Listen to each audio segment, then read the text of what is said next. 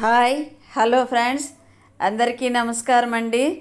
ప్రతిరోజు కూడా ఉదయాన్నే లేస్తూనే పనులు మొదలైపోతాయి కదండి ఆడవారికి. ఆ పని అమ్మాయి అంట్లు గడిగేసి వెళ్ళిందండి. ఇవన్నీ సర్దుకోవాలి, సింక్ నిండా ఉన్నాయండి. నిన్నైతే ఇంకా ఎక్కువ ఉన్నాయి, అవన్నీ కడిగేసి వెళ్ళిందండి అమ్మాయి. అవన్నీ సర్దుతూ ఉన్నాను. పని అమ్మాయి ఉన్నా కానీ మన పనులు మనకు ఫుల్ బిజీనే అండి. చేస్తూ ఉంటే పెరుగుతూనే ఉంటాయి కదా ఇంట్లో పనులు. ఆడవారికి అయితే నిద్ర పడకలో నుంచే పనులు గుర్తొస్తూ ఉంటాయి. ఈరోజు ఏదో ఒకటి కొత్తగా ఏదో ఒకటి సర్దుకోవాలి, ఏదో ఒకటి క్లీన్ చేసుకోవాలి, ఏదో ఒకటి కడగాలి, ఇలా ఏదో ఒకటి గుర్తొస్తూనే ఉంటుంది కదండి. హౌస్లో అంటే ఇంట్లో సరుకులు సామాన్లు ఎక్కువ అయ్యే కొద్దీ క్లీనింగ్ ఎక్కువ ఉంటుంది. ప్రతిరోజు కూడా ఏదో ఒక రూమ్ శుభ్రం చేసుకుంటూనే ఉండాలి కదండి. సోఫా దివాన్లన్నీ సర్దుకోవాలి, అంట్లు చూసుకోవాలి, అంట్లు కడుక్కోవాలి, ఏదో ఒక పని, ఫ్రిడ్జ్ తుడుచుకోవాలి. ఆడవారికి ఎప్పుడండి లీవ్ దొరికేది? మగవాళ్ళకన్నా ఆదివారం లీవ్ అంటారు, మరి ఆడవారికి ఎప్పుడండి లీవు?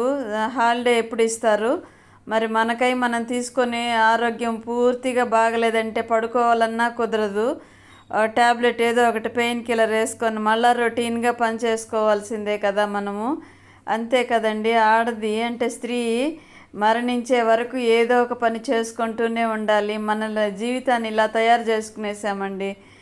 ఇది కూడా ఒక అందుకు మంచిదే. పనికిరాని విషయాల మీద మైండ్ పోదు. ఏదో ఒక వ్యర్థ ఆలోచనలు వస్తూనే ఉంటాయి కదా. పనుల్లో మనం బిజీగా ఉన్నామనుకోండి, మన మనసు కూడా మంచిగా ఆలోచిస్తూ ఉంటుంది. దైవ చింతనలో ఉండాలన్న ప్రయత్నం చేశామంటే దైవ చింతనలో కూడా ఉండగలుగుతాము.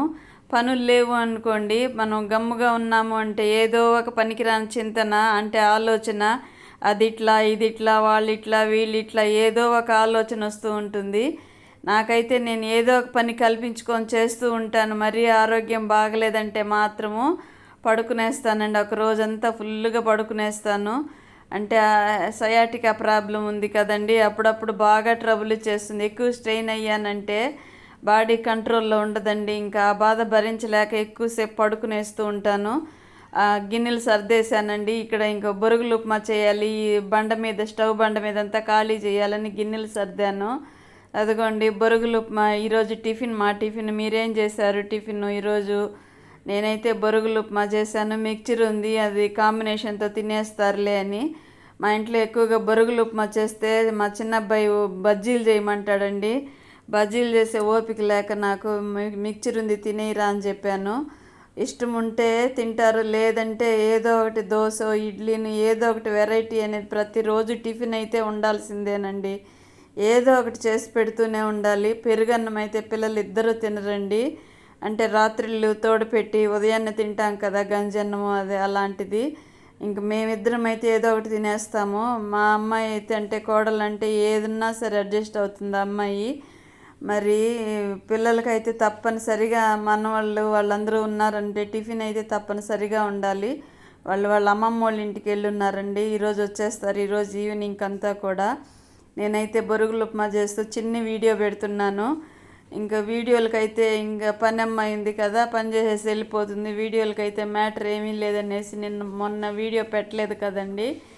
అదే ఇంకా మీకు తెలిసిన విషయాలే కదా వంటలు అన్నీ కూడా.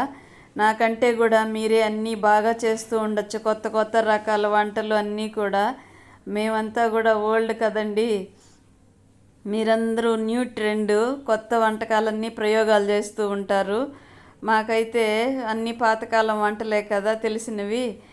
అందులో కూడా ఈ బొరుగులు ఉప్మా కూడా మా అమ్మ ఒకసారేమో చేసి పెట్టిందండి నాకు తెలిసిన తర్వాత. పిల్లలు పెరిగిన తర్వాతనే ఇవంతా కూడా నేను నేర్చుకొని చేస్తూ ఉన్నాను. ఇదిగో చూడండి బొరుగులు ఉప్మాకి ఇవన్నీ తయారు చేశాను. కాంబినేషన్ చూడండి, మన ఫ్లాగ్ కలర్లో కనిపిస్తుంది కదా, వైట్ ఆరెంజ్ గ్రీను. పక్కన ఆనియన్స్ ఎక్కువగా కట్ చేశానండి. టేస్ట్గా ఉంటుంది, ఎక్కువ వెయ్యి అంటూ ఉంటారు పిల్లలు. అందుకని 2 ఎర్రగడ్డలు కట్ చేసుకున్నాను ఈ బొరుగులకి. ఇందులో సగం వితౌట్ ఆనియన్ చేస్తానండి. అదిగోండి పోపు పెట్టేశాను. ఇంకొకటి వేసి ఫ్రై చేసి బొరుగులు ఉప్మా చేసేయడమే. త్వరగా అయిపోతుందండి అన్నీ ప్రిపేర్ చేసుకుంటే. ఇదిగోండి కొద్దిగా జీడిపప్పులు వేసాను, వేరుశెనక్కాయ పప్పులు కొద్దిగా వేసాను, పోపు దినుసులన్నీ వేసి చేసేసానండి. ఈరోజు మా టిఫిన్ బొరుగులు ఉప్మా. మీరేం చేశారు కామెంట్లో